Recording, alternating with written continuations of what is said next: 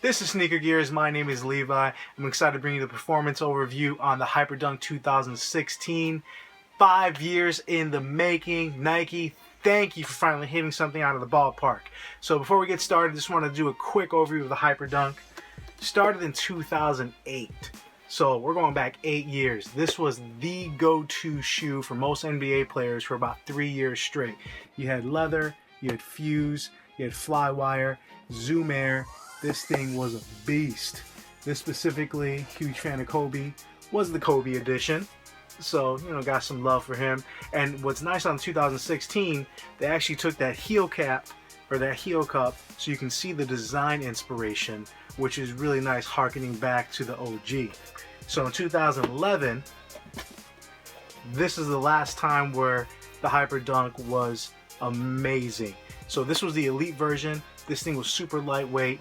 This thing had some giant carbon fiber pieces on the heel as well as on the bottom, which is just money. Full length zoom air, just like the 16. We'll get right into that shortly. And this was one of the best shoes that Nightwing over at Wear Test has ever played in. I remember reading the review when he did this, and he had nothing negative to say. So going to the 2012, they actually switched over to Lunar. Those sucked first time they did it, big deal. 2013, these things were super comfortable. They added Lunar, super plush. Only thing I didn't like what that Lunar did tend to give out. Great big man shoe. Looking at some of the player edition for the guards, Nike did actually have zoom air for the NBA players. 2014 was actually really similar to this. They just made it a little more stylish looking. And the 2014 model to me was kind of a budget model Kobe. So if you could afford a Kobe 9 or Kobe 10, go with that.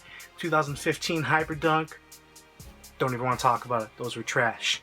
2016, let's get right into it. What makes it so special? We'll start with the traction. The traction, they took inspiration from the Kyrie 2. Now the Kyrie 2 has been the best traction I've ever used. You can maybe look at the Jordan 28, but they actually had inspiration. They used the Kyrie 2 and they improved upon it. So props to Nike for using something that works and making it better. You move to the cushioning. My man, they're using full-length zoom air, which I have an insole with full-length zoom air, and when it's right underfoot, which is what Nike's claiming, these things are ridiculously comfortable.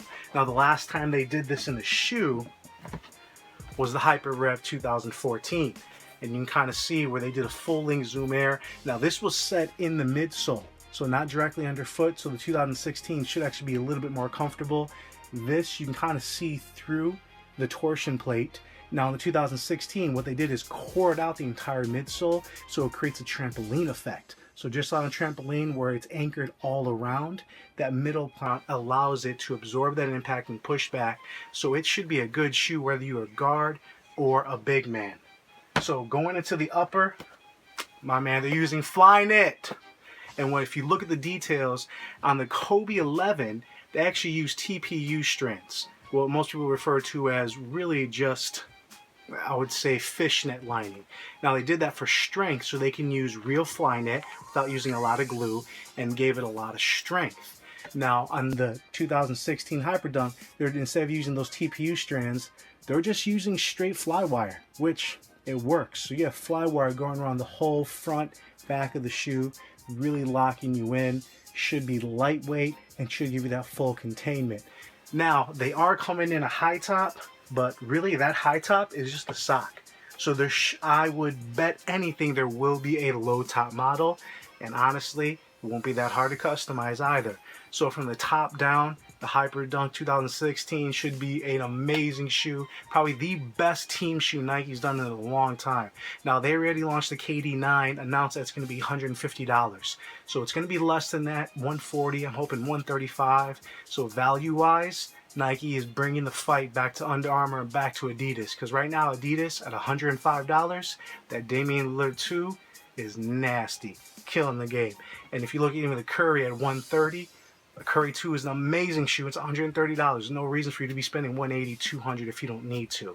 So hopefully you guys are excited about it as I am. I'm not going to sure where it's going to fall in the pecking order, but I can definitely guarantee it's going to make its way on my rotation simply for having that Kyrie 2 traction and having cushion that can go along with it. Hopefully you guys enjoy the video. Please like, subscribe, comment, follow us on Instagram and Twitter. We appreciate you. We're coming back at you later.